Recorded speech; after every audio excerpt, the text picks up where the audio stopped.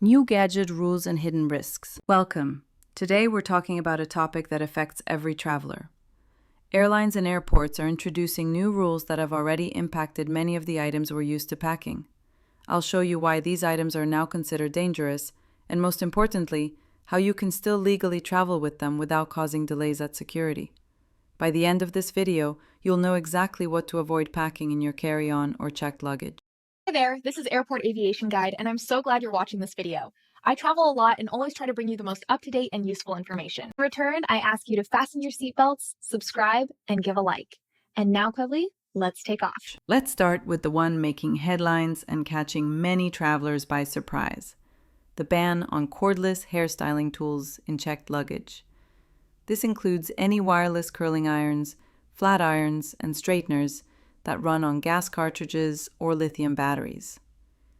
These are exactly the kind that are super convenient for travel since you don't need to find a power outlet. The reason for this ban is that these devices have been causing actual fires on planes. Lithium batteries can overheat through something called thermal runaway.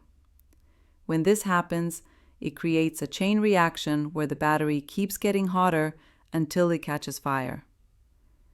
And those tiny gas cartridges are basically pressurized containers that can explode at high altitudes. Luckily, you can still bring them, but only under a few conditions.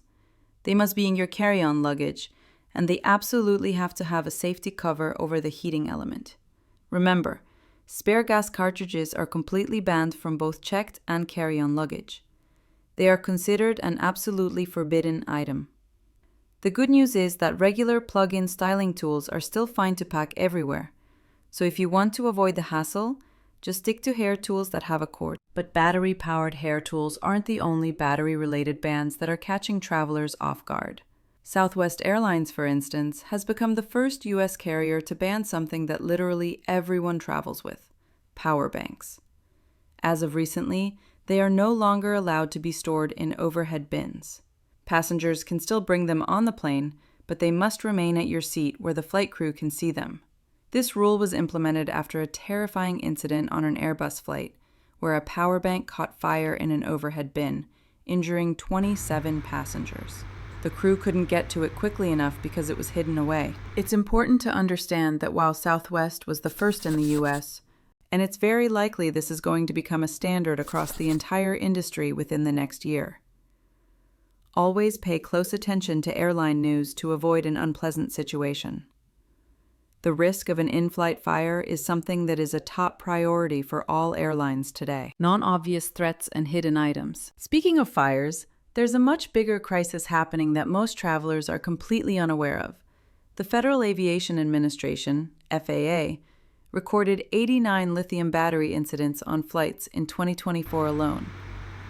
That's the highest number ever recorded and represents a 388% increase since 2015. An incident refers to a device that is smoking, overheating, or catching fire mid-flight. Not a good situation to be in. Because of this, the TSA is now cracking down hard on any device with a lithium battery that doesn't have clear labeling. If your device doesn't clearly show the battery type or its watt-hour capacity, there's a real chance it will be confiscated. Why? The problem, once again, is something called thermal runaway. When a lithium battery is damaged or overheats, it creates a chain reaction where it keeps getting hotter and hotter until it ignites. And when you're trapped in a pressurized cabin at 35,000 feet, that's not a situation you want to be in. Take a moment to check that all the devices you plan to pack have clear battery information printed on them.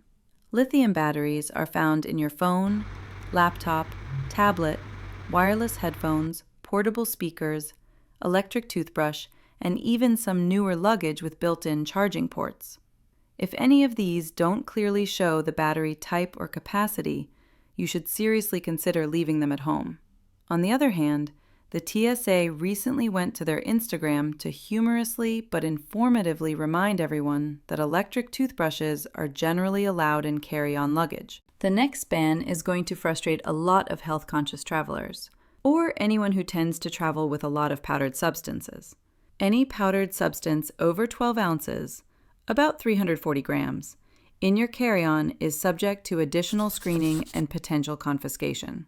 This includes everything from protein powder and greens powders to pancake mix and even large containers of powdered coffee creamer. The reasoning is that these powders can be used to disguise explosive materials, so anything larger than a soda can will get extra attention. In some cases, agents are performing additional chemical testing, which means longer delays and a higher chance of your powder being confiscated if they can't definitively identify what it is. Your best bet is to transfer your powders into smaller containers under 12 ounces each, or just pack them in your checked luggage where size restrictions don't apply. Unexpected bans and general safety rules. This next one is a total surprise and is causing a lot of delays at security checkpoints. You can usually bring food and snacks through airport security with no problem. Solid foods like sandwiches, crackers, and fruit are typically fine.